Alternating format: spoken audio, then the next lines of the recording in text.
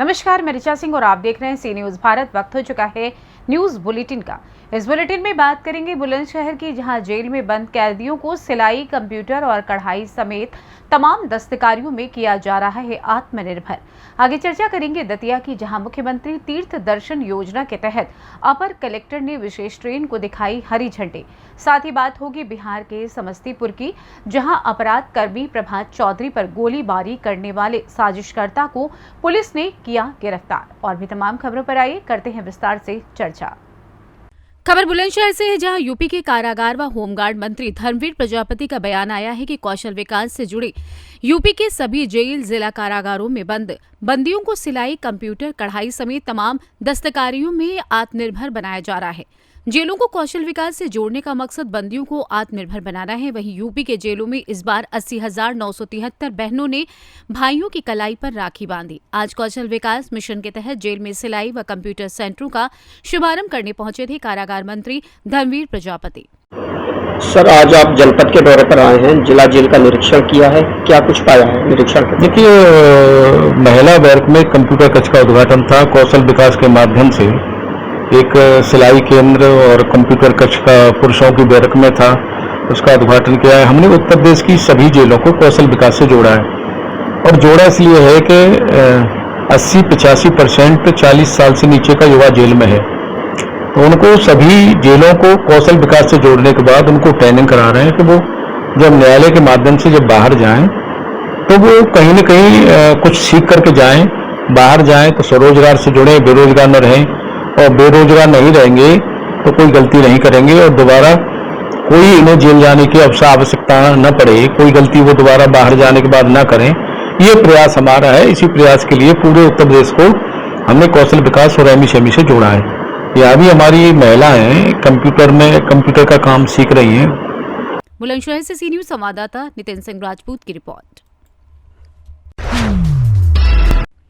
खबर दतिया से है, जहां योजना के तहत अपर कलेक्टर रुपेश उपाध्याय ने विशेष ट्रेन को दिखाई हरी झंडी।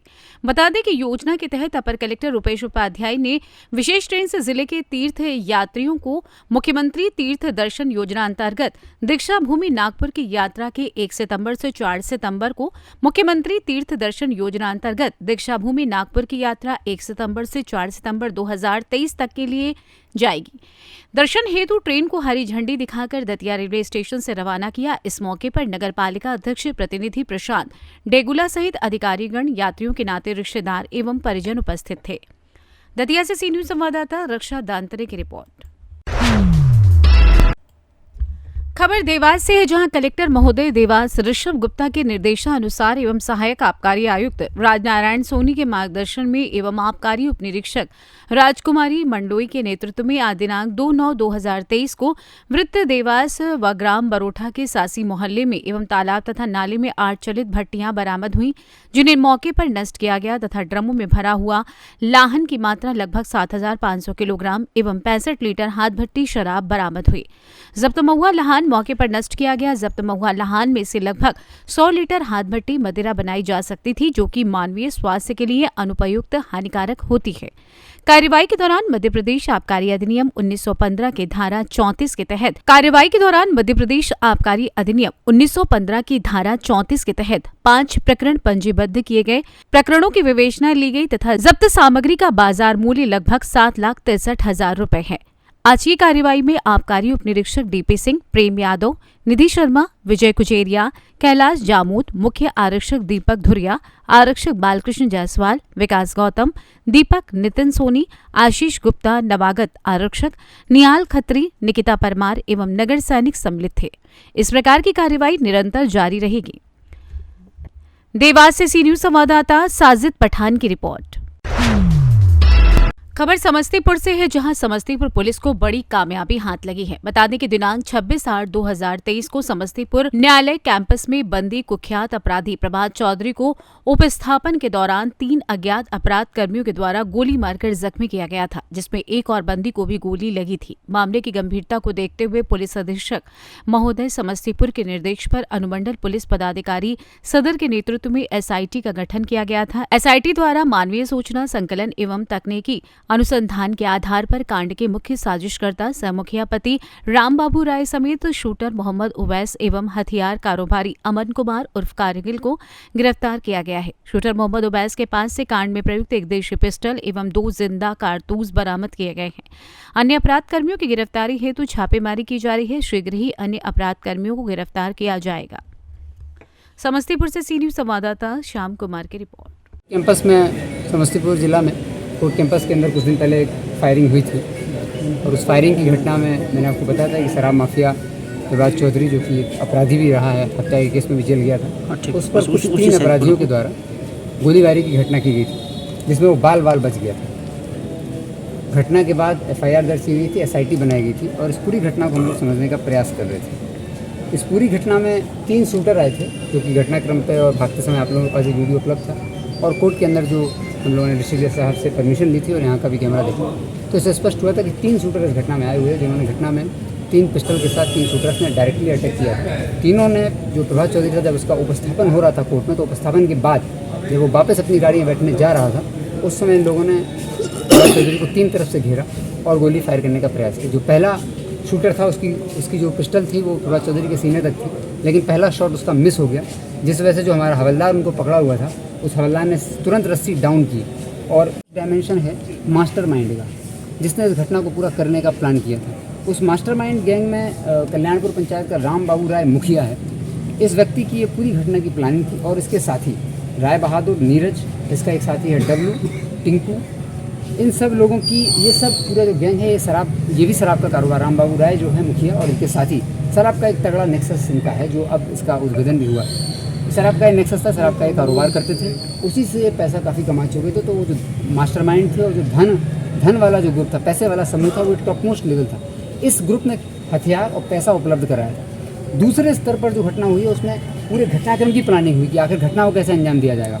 उसमें इस शराब माफिया का एक साथी है गोलू ने अपने बाकी साथी कारगिल, टेनी और विजय ड्राइवर, इन 4 लड़कों के साथ मिल करके इस घटना को प्लान करने का अंजाम बनाया कि कैसे शूटर बुलाएंगे, कहाँ रहेगा, गाड़ियाँ कैसे उपलब्ध होंगी, रेकी कोट की कौन करेगा।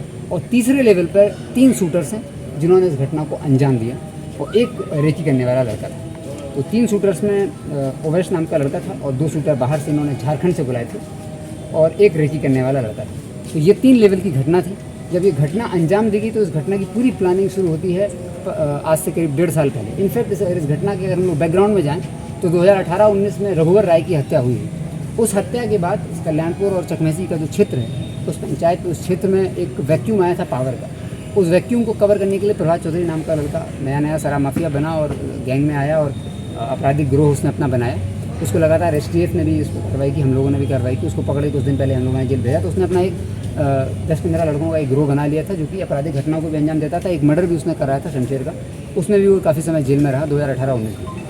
वो जब जेल चला गया और पिछले 1.5 साल से रघुवर राय की हत्या होने के बाद 1.5 साल से जो पावर वैक्यूम योजना बनाई थी, सबसे पहली लेयर जो थी, सबसे निचली लेयर वो थी 3 शूटर्स की जो कि इस कैंपस में और जहाँ कैदी जा रहा है उसके आसपास ही थे। उसमें 3 शूटर थे और एक रेकी करने वाला टेनी था। दूसरी लेयर थी गोलू की जो कि कैंपस के गेट के बाहर खड़ा हुआ था अपने 2 साथियों के साथ। उसका काम था कि जैसे ही घटना होगी तुरंत वो भागेगा और मोटरसाइकिल और 4 व्हीलर का उसने इंतजाम कर रखा था भागने के लिए। हम लोग भी पहले आश्चर्यचकित थे कि पैदल कैसे भागें, लेकिन बाद में समझ में आया कि रोड पर मोटरसाइकिल और 4 व्हीलर का इंतजाम करने के लिए दूसरी टीम थी। और तीसरी टीम थी मुखिया की। रामबाबू राय मुखिया स्वयं उस दिन घटना के दिन अपने घर से कल्याणपुर से निकलते हैं, यहाँ वो पहुँचता है कोर्ट के पास और कोर्ट के पास पूरी टीम से करीब 12:30 से 1 के बीच में बाहर बुला करके रोड पर मुलाकात करता है, सबसे ओके करता है, घटना को समझता है और इनको अपना सबसे मिल करके शूटर से और जो इनका गोलू है उससे मिल करके ये फिर बताता है कि हम निकल जाएंगे मुंगेर की, और अपना जानबूझ के अपने आप को मुंगेर निकल जाता है। इस घटना में जो दूसरा प्लानर जो 30 लाख रामबाबू देता और 30 लाख डब्लू देता,